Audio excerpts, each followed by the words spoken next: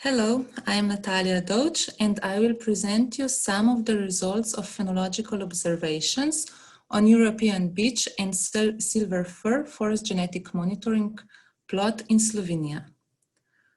Between 2016 and 2020, bud break, flowering, fructification and senescence were monitored on a weekly basis, so the results are presented in weeks of year.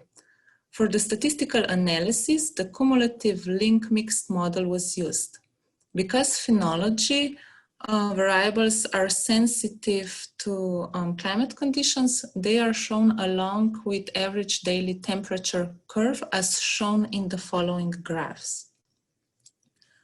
As you can see here, there were only small differences in the onset of bud break in European beech between years. The stage 2 started at the earliest in 2017, which coincides with a slightly higher average daily temperature in that period compared to other years. The duration of bud break was the shortest in 2020, which is statistically significant. Senescence occurred at the earliest in 2016, but the range of the onset of senescence is quite huge. It ranges from week 34 to week 41. The last stage of senescence, stage 4, started at the earliest in 2019.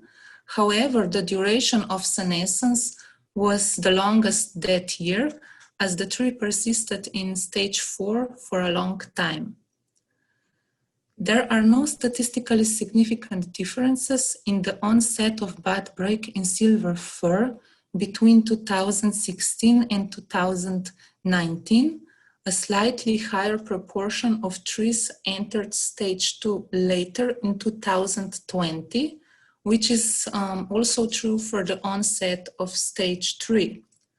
There are differences in the stage 4, which occurred earlier in 2017 and 18 compared to other years, which coincides with the temperature curve.